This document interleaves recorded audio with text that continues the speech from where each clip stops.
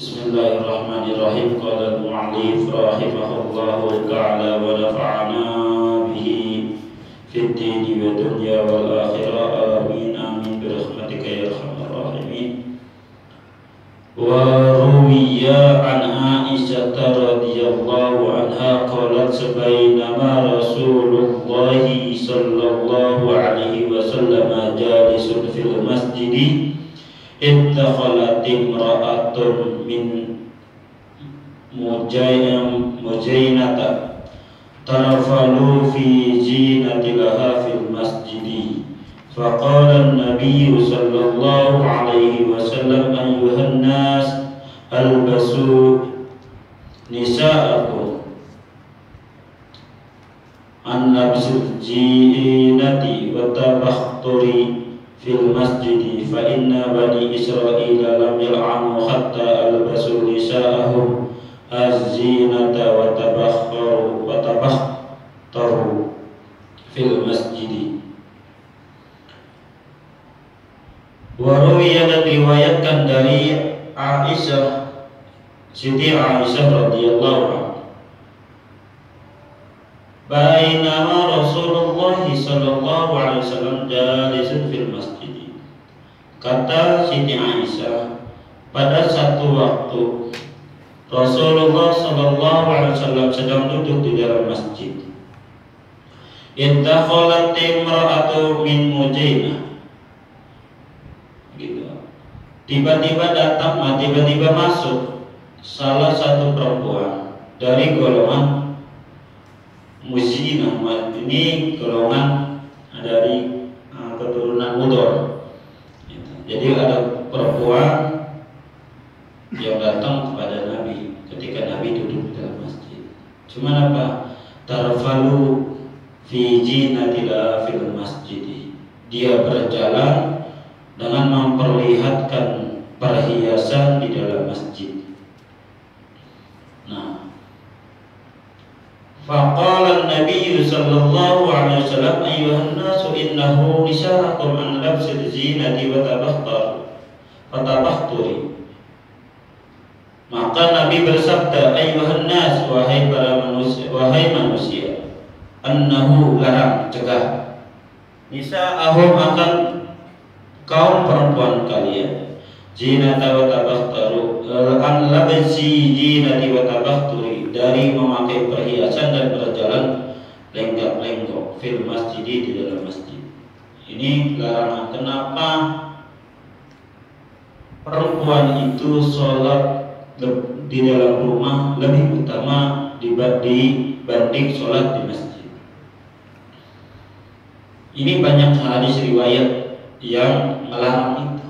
Kenapa? Ada perempuan datang ke Rasulullah, cuman datang ke Rasulullah dalam masjid. Ini perempuan memakai perhiasan yang dilihatkan. Namanya perempuan kan ketika datang memakai pakaian, pasti perhiasannya itu tidak ada di dalam, diumpetin, pasti dilihatkan kalungnya, terusnya gelangnya, cincinnya, bahkan yang gede-gede, segede ban Vespa bisa kalau seandainya dia itu muat kuat. Kakinya pakai gelang kaki, itu diperlihatkan. Tafal, ya. Tarfalu itu memakai pakaian yang melebihi kaki, panjang. Jadi dia pakai baju panjang, tujuannya apa? Menyombongkan diri. Itu. Jadi datang di hadapan Nabi dengan menyombongkan diri, dengan memperlihatkan perhiasan-perhiasan. Ya. Ini ya. Itu yang dikhawatirkan. Kenapa perempuan dilarang sholat di dalam masjid? Khawatir. Sehingga Nabi bersabda, ayyuhan nas innahu nisa'akum an labsil zinati wa tabakhtur. Larang, cegah istri-istri kalian an labsil zinah, dari memakai perhiasan yang berlebihan. Maksudnya bukan berarti tidak boleh perempuan memakai perhiasan, boleh. Tapi dilarang ini ada tujuan lain. Andai kata pakaian hanya sekedar pakai, tidak ada niat yang lain, boleh. Tapi kalau ada niat lain untuk menunjukkan pamer, ingin lihat orang lain bahwa dia adalah orang yang paling kaya, dia paling banyak perhiasannya, paling bagus perhiasannya. Nah ini kata Nabi, larang istri-istri kalian dari memakai perhiasan yang berlebihan. Watabahturi, dan berjalan lenggak-lenggok. Tabahtur itu tafsiril masyi. Maksudnya dia perempuan kayak model dah, jalannya di atas itu tuh dilenggak-lenggoki, dibagus-bagusin. Agar apa? Menarik perhatian orang lain. Jadi kita jangan sampai ya berjalan apa adanya aja, biasa, nggak usah digede-gedein. Nah, dilarangnya mana? Fil masjidi, di dalam masjid. Makanya ini ya penting buat kita untuk memberi nasihat kepada istri kita. Andai kata mau sholat di dalam masjid, sholatnya di masjid, sholatnya di musola, ataupun dia mau mengadu pengajian, pakaian selayaknya, pakaian perhiasan ya sewajarnya. Jalan nggak usah dilengkap-lengkokin. Orang dilengkap-lengkokin aja kadang-kadang orang ada aja yang bisa, ya. Apalagi dandan sampai menor-menor, ya. Udah tahu biasa itu sampingan mukanya banyak, mukanya kayak jalan aspal, jadi dandannya berdaknya sampai tebal biar licin. Nah ini nggak boleh, ya. Itu larang, itu kata Nabi. Kenapa Nabi melarang itu? Ini pasti ada sebabnya. Sebabnya fa inna bani Israila lam yan'anu hatta albasu nisa'ahum az-zinata wa tabakhtaru fil masjid. Kata Nabi, sesungguhnya Bani Israel lam yan'anu itu tidak bakal dilaknat oleh Allah hatta albasu, sehingga dia menyuruh nisa'ahum, akan istri-istri mereka, az-zinata, untuk memakai perhiasan yang berlebihan, atabakhtaru, dan berjalan lenggak-lenggok. Ini lantaran kaum Bani Israel. Andai kata dia tidak menyuruh istrinya berdandan berlebihan dan berjalan lenggak-lenggok, dia tidak akan dapat laknat dari Allah. Jadi bagi kita para suami, larang. Kita mempunyai kewajiban untuk melarang istri kita berdandan berlebihan, ya, memakai perhiasan berlebihan. Ya cukup, misalkan pakai cincin satu di jari kan cukup, nggak usah 10 jari dipakai. Seperti Desi kan, itu memang gayanya dia pakai 10 jari dipakai batu cincin semua, nggak perlu. Namanya ini berlebihan. Ya. Pakai anting, ikan pakai anting dikerudungin juga kan nggak apa-apa masih gini. Karena kan antingnya dikeluarin dari kerudungnya biar kelihatan, katanya gaya, gitu. Nggak boleh. Ya, kita bagi kaum laki-laki atau bagi para suami, kepala rumah tangga, wajib melarang itu. Ini karena Bani Israel itu dilaknat oleh Allah, mendapatkan laknat dari Allah lantaran dia menyuruh istrinya, tidak melarang istrinya berpakaian seadanya, artinya sewajarnya, tidak melarang istrinya, kaum perempuannya, dari memakai perhiasan yang berlebihan, dan tidak melarang kaum perempuannya berjalan lenggak-lenggok. Kadang-kadang ada kan orang udah dandan menor, sakingan tadi lihat pamer, dan jalannya aja digaya-gayain, sampai kata ada kalau ada anak muda nongkrong dihitung 1, 2, 1, 2, kan begitu ya bisa. Ketika ada yang cadain begitu 1, 2 makin jadi, ya. Nah ini repot. Jadi kita, makanya jangan sampai kita para suami mendapat laknat seperti laknatnya Bani Israel yang telah didapat. Jangan sampai. Ya. Itu makanya penting buat kita. Ya. Bukan berarti tidak boleh istri kita berdandan, bersolek, bukan nggak boleh, boleh. Tapi jangan berlebihan. Bukan berarti ya tadi dandannya jalan biasa gitu. Nih lantaran itu. Karena pasti ya, gitu pasti yang namanya ini pengennya pamer. Ya, namanya manusiawi, pengennya dilihat terlihat orang paling wah, tuh jangan sampai. Khawatir terjadi fitnah, ya. Kalau sampai terjadi fitnah, ya repot. Ini udah zaman akhir, ya. Ini udah zaman akhir. Kenapa itu dibilang zaman akhir? Udah dibilang prediksi Nabi, udah dikasih tahu. Nanti jadi akan datang satu masa suami ketika perempuan akan serong di kamar suaminya. Itu sudah terjadi, sudah banyak terjadi, ya. Jadi ini terjadi akhir kiamat. Jangan sampai istri kita kelewatan batas kelakuannya, maka perlu dikontrol. Insya Allah keluar maupun komima semuanya taat kepada Allah dan kepada suaminya. Amin. Bakal macam-macam orang bakal mana-mana orang di sini jiwa jalannya belanja balik ke Ucok, ya mau kemana lagi?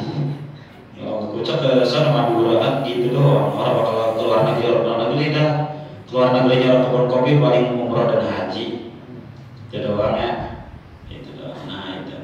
Wa qala Nabi sallallahu alaihi wasallam ayyu imra'atin ista'arat sama kharajat fa barat ala qaumin yajidu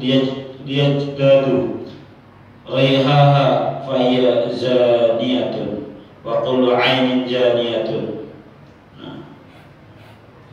Kata Nabi, perempuan manapun yang memakai wangi-wangian, kata Nabi, wanita seperti apapun, wanita siapapun yang memakai wangi-wangian, ya. Tujuan kemudian terpakai wangi-wangian, harumnya ini maksudnya wangi-wangian yang mencolok wanginya. Ibarat kata dia belum lewat aja udah wanginya kecium. Bagaimana kalau lewatnya? Ini yang dilarang. Summa kharajat famarat ala qaumin yajidu rihaha fayyazaniyah. Si perempuan siapapun yang memakai wangi-wangian kemudian dia keluar dari rumahnya dan melewati satu kaum, satu kelompok, tujuannya apa? Dia jadu rihaha, agar dia mencium tuh kaum tersebut akan bau atau wangiannya, harumnya. Ini makanya kata Nabi fayyazaniyah, maka ini perempuan termasuk orang yang zina. Maksudnya apa? Mendapatkan dosa seperti dosa perempuan yang zina. Begitu. Jadi kalau kita punya anak perempuan, dia pakai wangi-wangiannya luar biasa. Belum lewatnya aja udah wangi. Bagaimana lewatnya? Ya. Ini dia memakai wangian-wangian ini mendapatkan dosa seperti dosa orang yang berzina. Wa kullu ainin zaniyah. Setiap orang yang setiap mata itu berzina. Maksudnya apa? Setiap mata yang memandang perempuan yang memakai wangi-wangian yang berlebihan itu juga mendapatkan dosa zina mata. Padahal kita gak niat, ya. Kita kan gak niat bikin dosa, ya. Ini ada perempuan lewat, ya. Wanginya luar biasa. Dia lewat 100 meter, wanginya masih kecil, ya. Ini dapat dosa, ini perempuan. Kita juga yang melihat, yang mandang dapat dosa. Nauzubillahi min dzalik, ya. Jangan sampai anak kita, istri kita melakukan dosa. Ini dosa yang disengaja. Ya namanya, makanya kan ada wangi yang kalem.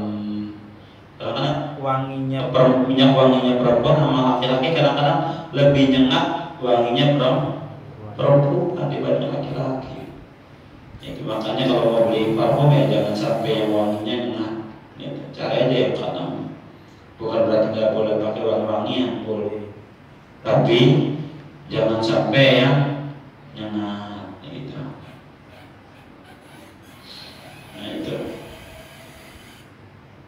Wa qala Rasulullah sallallahu alaihi wasallam at-talaq Intalaqtu fil jannati faraitu aksara ahlaha al-fuqara. Kata Nabi, aku telah melihat di dalam surga. Di dalam surga itu apa? Aku telah berkunjung, berwisata ke dalam surga. Faraitu aksaru ahlaha al-fuqara. Aku melihat di dalam surga itu paling banyak orang fakir. Tuh, para fuqara. Bukan benar, ini maksudnya berarti kita perlu jadi orang fakir dong, bukan begitu.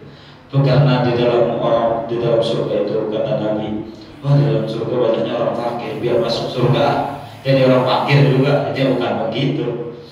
Ya, bukan berarti orang fakir lebih baik daripada orang kaya, bukan. Ini orang yang dia fakir, tapi dia mau melakukan amal kebaikan. Apa yang dia punya dia sedekahkan, walaupun dia dalam keadaan fakir. Ini maksudnya. Gitu. Jadi orang fakir yang suka beramal, dia ini adalah golongan ahli surga. Bukan yang fakir narpen itu terus, bukan. Akhirnya kalau di hadis pemahamannya di harfiahnya dia, orang kita supaya masuk surga kita jadi orang fakir aja, kata Nabi. Banyak orang ahli fakir, bukan. Itu karena ini kan Nabi waktu Nabi berwisata di dalam surga, Nabi melihat yang paling banyak di dalam surga adalah orang-orang fakir. Ini maksudnya orang yang melaksanakan, orang fakir yang melaksanakan kewajibannya, yang selalu beramal akan apa yang ia punya. Tuh. Nah, berarti orang kaya bisa masuk, lebih bisa masuk surga kalau dia menjadi dermawan, gitu. Ya, dia punya banyak harta, dia sedekahkan hartanya. Gitu. Ketika ada pembangunan mushola, pembangunan masjid, pembangunan pondok pesantren, dia bantu dengan harta yang punya. Gitu. Dia lebih berhak lagi orang kaya. Gitu. Kenapa? Dia tidak dia sudah melaksanakan amanah yang Allah berikan. Dia telah menjaga amanah yang Allah berikan. Karena harta adalah amanah yang Allah berikan. Di mana itu amanah yang kita jalani? Mau kemana? Apa buat maksiat? Apa buat taat kepada Allah? Nah itu. Fara'aitu aksara ahlan nisa gitu. Wa tala'at fin nari, dan Nabi berkunjung juga wisata. Setelah Nabi berwisata ke surga, Nabi dikasih kesempatan oleh Allah berwisata ke neraka. Kata Nabi, fara'aitu aksara ahlan nisa. Nabi melihat paling banyak penghuni neraka adalah perempuan. Tuh kasihan banget. Bukan ini, bukan berarti ini perempuan yang mana. Ini perempuan yang fadzalika liqata'atihinna lillahi wa lirasulihi wa li azwajihinna wa kasratu tabarrujunna. Nah, ini perempuan yang sedikit taat kepada Allah, yang tidak pernah taat kepada Allah. Orang, karena perempuan itu kadang-kadang nih, satu, karena kebanyakan capeknya, kadang-kadang los, sholatnya banyak kodoknya, ya, dia ini kebanyakan. Apalagi dia nih, dia tanam, misalkan dia kebun, zuhur, waktunya zuhur, dia pulang capek, bukannya langsung sholat, tersebahan, bangun asar. Nah ini perempuan yang begini nih. Keduanya perempuan yang gak pernah taat kepada Rasulullah. Ketiganya perempuan yang tidak ini sedikit taat kepada Allah, sedikit taat kepada Rasulullah, sedikit taat kepada suami. Karena perempuan itu kewajibannya cuma satu, yaitu tadi di atas kasur. Ketika suaminya minta, itu kalau seandainya dia kondisinya capek dan lemas, kudu diladani. Ketika suaminya kepengen, neng, abang pengen, dia kondisinya capek, kudu melayani. Nih, kenapa perempuan paling banyak di dalam neraka? Lantaran dia jarang mau melaksanakan taat kepada suami. Gitu. Kadang-kadang kalau suami kan ngertiin akhirnya, oh ya udah. Tapi di situ udah dicap melawan suami. Udah ada stempelnya melawan suami. Walaupun akhirnya suami meridhoi karena memahami kondisi istrinya.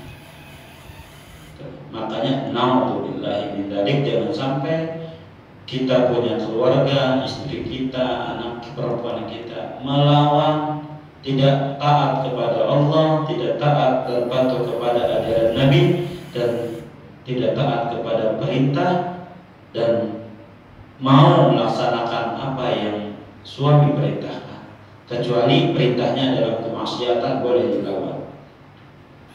Ini lantaran itu kata Nabi, ya, jangan sampai itu wah gitu ya, meninggalkan sabar. Perempuan tuh kadang-kadang banyak keluhnya. Orang tahu gue capek, itu laki kagak ada pikirannya bisa. Orang tahu dari pagi nyapu, gitu ngurusin anak, gitu. Orang tahu pengen baik lagi, ya udah kewajiban bagaimana? Ya, jangan lakuin di situ. Tapi kalau andai kata ngeluh, nggak sabar, min ahlinna, ya naudzubillahi min dzalik. Ini jangan sampai ya kita masuk. Makanya ya tadilah kalau andai kita jadi itu nawin diri, jadi laki nawinin diri, jangan kepengen lagi capek udah pengen baik ya itu kasihan, nanti khawatir dapat stempel ahlinna. Karena apa tadi? Wadzalika likillati ta'atihinna lillahi wa lirasulihi wa liazwajihinna kasratul tabarrujuhinna. Itu lebih banyak ngebangkangnya perempuan tuh. Kan kita neng, ayo neng, banyak ahnya, oga, jangan sampai ya. Itu billahi min dzalik, tabarruj itu nggak boleh. Gitu banyak bagaimana kita sebenarnya yang perempuan itu, istri itu kan berasal dari tulang rusuk kita, ya, berasal dari tulang rusuk kita. Yang kita pongkolnya ya kita sumbernya, bagaimana asal sumbernya. Kalau di sumbernya itu, di sumbernya nih, kata kita sumber air, kalau sumbernya bagus, insya Allah kesononya bagus kan?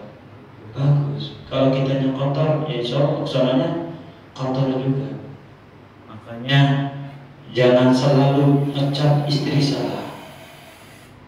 Istri kita melawan mulu, ngaca diri dulu. Apakah kita suka melawan ibu kita? Apakah kita suka melawan perintah orang tua kita? Apakah kita selalu nuruti kemauan guru kita, kemauan orang tua kita? Kadang kita banyaknya melawan daripada mau nurut sama orang tua. Makanya istri kita kadang banyak melawannya dibanding nurutnya. Begitu. Ini tadi balasan dari Allah. Makanya jangan selalu salah. Ya, gak boleh. Ngaca dulu, karena kita sebagai sumber. Lagi ketuanya, namanya tulang rusuk bengkok. Ya, yang namanya tulang bengkok bagaimana? Kalau kita pakai kekerasan, patah nggak? Patah. Lagi pakai lembut aja belum tentu lurus. Ya, pakai kelembutan biar ini tulang bengkoknya ini biar lurus. Ini aja masih belum tentu lurus. Ya, maka perlu kesabaran melurusin itu dalam menjaga itu. Makanya kita punya perempuan, didik dia bagaimana dia harus patuh kepada ibunya. Gitu. Makanya kita bentar lagi mau masukin 10 Muharram. Ya, 10 Muharram. Setiap 10 Muharram itu para ulama, kita sedikit keluar dari bahas 10 Muharram. Itu selalu para ulama itu meminta ataupun membiasakan mempunyai adat mencuci kaki ibunya. Itu para ulama. Jadi ibunya udah tidur, bukan berarti kaki ibunya lagi kotor kita cuci, bukan. Jadi ibunya udah bersih, sholat isya udah rapi, wudhu masih punya wudhu. Ini kakinya, ibu duduk di ranjang, kita sediain air di baskom, dicuci tuh air kaki ibu, dibersihin sambil doa, ya Allah ampunin, bersihin dosa saya seperti saya bersihin kakinya ibu dari kotoran-kotoran yang ada dalam kaki. Bersihin juga dosa-dosa saya, bersihin hati-hati saya dari sifat-sifat yang bikin jauh dari musyahadah, dari mendekatkan diri kepada bersihin. Habis sudah bersihin kaki ibu, diminum itu air. Tuh ulama begitu ngelakuin, sehingga punya anak gak bakal melawan. Anak itu melawan gak pernah minum air kaki ibunya. Kalau ada anak suka melawan, anak kata kita jangan dicap anak nakal. Jangan sampai, kalau udah dicap anak nakal itu anak bakal jadi nakal. Karena kita udah dicap, udah kita sendiri yang ngecap anak. Gitu. Maka didik, nak pas tanggal 10 Muharram, tuh cuci kaki ibu, gitu, cuci. Udah dicuci, minum. Tujuannya apa? Biar ada asal kebaikan di situ. Kenapa? Di situ menunjukkan bakti anak kepadanya. Apabila di situ ketika ibu ridho, ketika kakinya dicuci, ibu ridho, ibu senang, senyum, ridho Allah turun untuk itu anak. Ya. Kalau kita punya anak suka ngomelin ibunya, itu anak suruh minum air basuhan kaki ibunya, biar anak nurut. Itu tipnya. Ya. Nah, bentar lagi kemarin alhamdulillah teman-teman kita udah melaksanakan 3 hari puasa. Alhamdulillah mendapatkan bonus dari Allah, pahala ibadah 700 tahun. Nah, dilanjut, jangan sampai berhenti pas di 10 Muharramnya. Ya, 10 Muharram kita disunahkan menghidupkan pada malam 10 Muharram, sebelumnya Asyura, hari Asyura. Ini banyak ada keutamaannya, banyak fadilahnya. Ya, banyak fadilah dan keutamaan. Kita disunahkan menghidupkan malam 10 Asyura. Ya, bagaimana cara menghidupkannya? Kita disunahkan sholat sunnah wudu. Ya, sholat sunnah wudu ini adalah amaliyah Sayyidina Bilal. Amaliyah Sayyidina Bilal.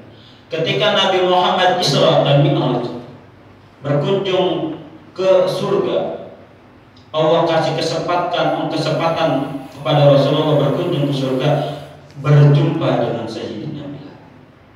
Isra dan Mi'raj. Kaget Nabi, kok ada Bilal di dalam surga? Padahal Bilal masih hidup, belum meninggal, tapi udah ada di dalam surga.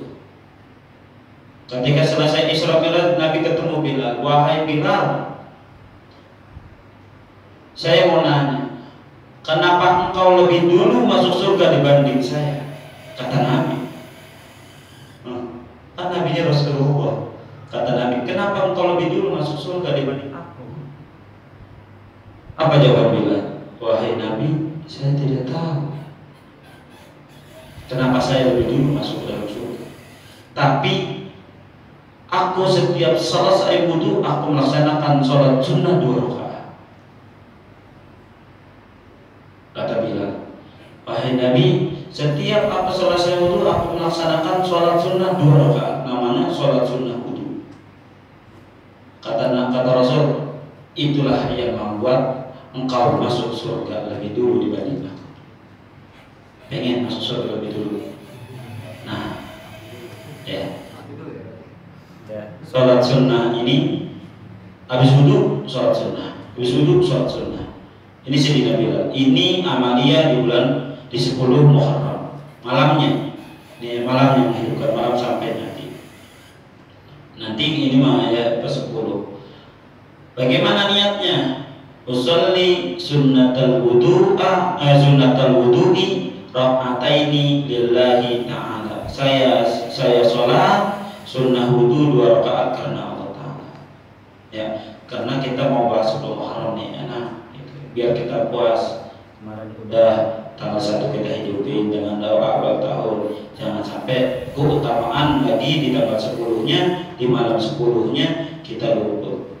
Makanya sebelum lewat saya bahas apa-apa yang telah guru-guru kita lakukan. Nah, sholat 2 rakaat.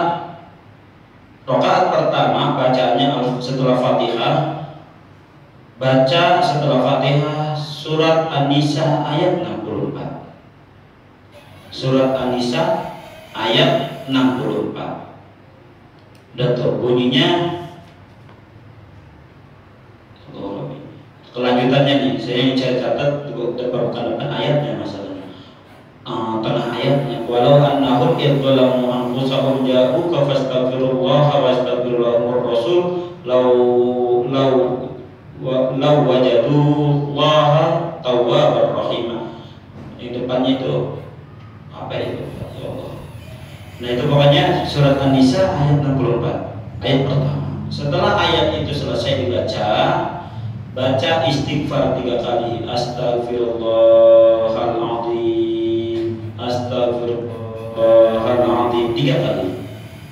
Setelah itu surat Al-Kafirun. Gampang surat Al-Kafirun mah. Ya. Andai kata ayat surat An-Nisa ayat 64 gak hafal, dicatat di kertas, dibaca. Gak apa-apa. Jadi kita nyontek. Gak apa-apa, gak masalah. Jadi kita tulis dulu di kertas. Mau baca setelah Fatihah baca tarawih. Lanjut istighfar mau hafalah astagfirullahaladzim, hafal kan? Sama surat Al-Kafirun kalau ya ayyuhal kafirun hafal. Itu nggak usah contekan. Ya, 3 kali. Udah selesai rakaat kedua. Fatihah surat An-Nisa ayat 110.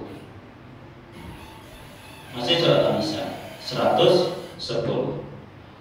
Wa may ya'mal su'an aw yadlamu nafsahu summa yastaghfirullah yajadullah ghafurur rahim. Gimana ya?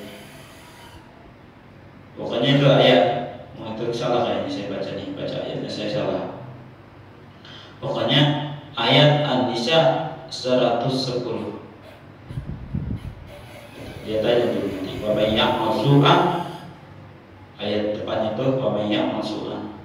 Nah itu. Setelah itu istighfar lagi 3 kali, kemudian Al-Ikhlas. Nah, udah 2 rakaat. Apa setelah salamnya? Bacaannya bacaannya saya catat nih. Allahu Akbar 10 kali. Alhamdulillah 10 kali. Gampang lah. Ya, la ilaha illallah 10 kali. Astagfirullah 10 kali. Subhanallah wa bihamdihi 10 kali. Subhanal malikil quddus 10 kali, semuanya 10. Terakhir 10 kali lagi, Allahumma inni a'udzubika min dzikid dunya wa dziki yaumil qiyamah. Apa artinya? Allah, saya berlindung kepadamu dari sempitnya dunia dan sempitnya hari akhir. Sebelum banyak orang biar luas. 10 kali. Allahumma inni a'udzubika min dzikid dunya wa dziki yaumil qiyamah 10 kali. Nah, itu ya. Nah, habis itu selesai enggak? Belum, masih lanjut amaliyah menghidupkannya. Apa? Membaca ayat kursi yang kemarin dibaca 360 pada malam pertama, tanggal 1 itu dibaca lagi ayat kursi 360 kali. Ini berarti setelah sholat isya ada yang panjang waktunya. Setelah sholat isya tuh. Terusnya membaca surat Yunus ayat 58. Jadi baca setelah selesai sholat sunnah wudu dan wiridnya, kemudian baca surat Yunus, ayat kursi beserta bismillahnya 360 kali, kemudian membaca surat Yunus 12 kali. Oh, panjang juga ya. Panjang juga. Kemudian baca doa dah. Ya. Udah catat kan? Udah banyak lah. Gitu. Nah, itu doa. Ini malamnya, siangnya bagaimana? Jadi kalau siang itu keutamaan. Jadi di dalam kitab Nawadir itu ada satu hikayat, satu cerita yang pernah terjadi. Ada satu fakir datang ke pemangku adat, berarti contoh kita RT dah. Ya. Ada orang fakir datang ke RT. Ini fakir minta datang, assalamualaikum, datang, waalaikumsalam. Kata ini fakir, sebelum minta doain dulu, semoga Pak RT Allah muliain hidupnya. Ya RT jawab kan gitu, ini mah ibarat kata kita orang sini gitu. Ini Odi kan penentu gitu, datang ke pangku adat ya, yang ngatur. Ini semoga Allah muliain hidupnya. Jawab kami, ada apa? Kayaknya saya datang kemari, saya mau minta tolong bagi saya 10 potong roti, 10 potong daging, amat uang 2 dirham. Karena di rumah tuh ada 7 anak. Artinya saya punya 7 anak di rumah, masih kecil-kecil. Makanya saya minta 10 potong roti, 10 potong daging, sama uang 2 dirham. Apa jawaban ini pemangku adat? Jawabannya, oh yaudah, tak dulu saya ada urusan, datang aja nanti zuhur. Karena disuruh datang zuhur, kan dia udah senang nih datang, pulang ke rumahnya. Ini fakir, anaknya nanya, ibu dapat apa dari Kodi? Kata Kodi, nanti habis zuhur. Alhamdulillah, berarti nanti zuhur kita makan enak. Datang zuhur, jawab lagi ini Kodi, datang lagi ya, nanti saya ada urusan, datang lagi asar. Datang asar, pas datang asar, tar dulu urusan saya belum selesai, datang lagi maghrib. Bingung ini fakir, hatinya hancur mikirin anaknya yang udah senangnya luar biasa, bagaimana mau ngomongnya sama anaknya. Ya, pas datang maghrib, datang ke rumahnya, apa jawaban ini Kodi? Mohon maaf, nggak ada sedikit pun yang saya bisa kasih. Coba dari zuhur sampai maghrib dikasih harapan, ini PHP namanya ya, dikasih harapan palsu, hancur luar biasa. Bagaimana ngasih info kabar gembira ke anaknya? Udah ngasih kabar gembira, kira-kira yang dibawa apa? Ya tadi tangan kosong, bingung, di jalanan nangis terus dipakai. Ketika nangis, ada Nasrani di depan rumahnya, lagi duduk, duduk di depan rumahnya. Ini Nasrani melihat ini fakir nangis, ditegur.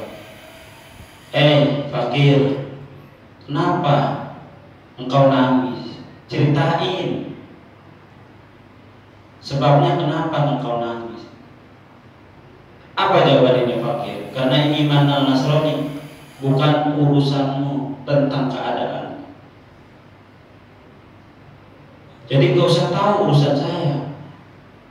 Jawaban Nasrani, bagaimana saya tahu? Tolong ceritain aja, kenapa kau nangis? Ini kata fakir, saya datang tadi, ceritain dari awal, saya datang ke rumah Kodi berharap kemuliaan ini hari, supaya Kodi itu memberikan 10 roti, 10 potong daging dan uang 2 dirham. Ini Nasrani nanya, emang kenapa nih hari? Ada apa nih hari? Emang ada kemuliaannya nih hari? Gitu. Kata nih fakir, ini hari adalah hari yang Allah muliakan. Di di mana nih hari mempunyai banyak keberkahan. Di Nasrani dengan cerita begitu dan diberikan sedikit tentang informasi tentang 10 Muharram, dia kasih bukan 10 roti, potong roti dan 10 potong daging. Apa yang diberi? Dia beri 100 dirham. Bahkan yang diminta itu lebih banyak diberinya, sehingga senangnya luar biasa dikasih. Bisa beli pakaian baru buat anak-anak yang fakir. Senang. Nah, udah senang. Ini malam kodi Allah kasih mimpi. Ya, mimpi di kodi Allah kasih mimpi. Bangun, ada suara hatib namanya. Hatib itu suara, hanya suara. Kodi bangun, angkat kepala, bangun. Ya, bangun. Ketika bangun, tuh lihatin, ditontonin. Kayak kita nonton proyektor. Tuh ada 2 istana. Satu bataknya dibuat dari emas, satu dibuat dari perak. Ditontonin itu kodi. Apa kodinanya? Wa ilahi, wahai Tuhanku, untuk siapa 2 istana itu? 2 istana yang megah itu untuk siapa?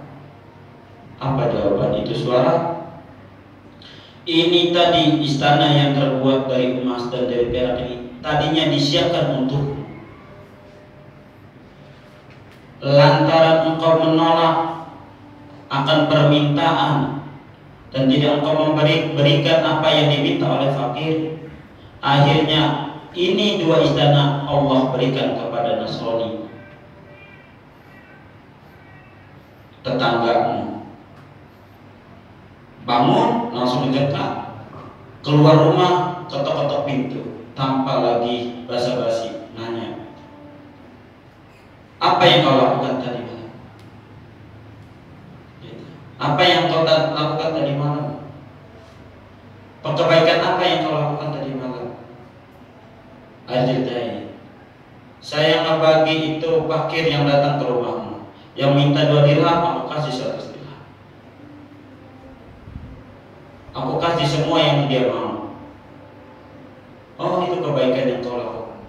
Oke, kalau gitu, Bitni, kata Fadi, jual itu kebaikan semua, aku beli semuanya. Mi'atu alfi dirhamin, 100.000 dirham, lebih dari yang apa diberikan ke Nasrani. Tolong itu kebaikan itu saya beli dengan 100.000 dirham. Akhirnya si Nasrani bingung, ada apa nih Kodi? Mau beli kebaikan saya dengan segitu besar? Tolong ceritain apa yang kau alami. Diceritain itu tadi impian dia, suara yang dia dengar, dan apa yang dia saksikan, seperti menyaksikan film yang keluar dari proyektor. Akhirnya itu Nasrani, wahai Kodi, saksikan, tolong saksikan. Asyhadu an la ilaha illallah wa asyhadu anna Muhammadan abduhu wa rasuluh. Itu Nasrani masuk Islam. Nah, ini kebaikan yang ada di dalam 10 Muharram. Siapa orang yang bersedekah kepada fakir miskin dan anak yatim, Allah akan siapkan 2 istana yang dibuat dari emas bak dan dari perak. Tuh, walaupun 1.000 rupiah yang dikeluarkan, Allah siapkan. Ini keutamaan yang ada di dalam 10 Muharram. Makanya 10 Muharram dikenal dengan lebaran anak yatim ya.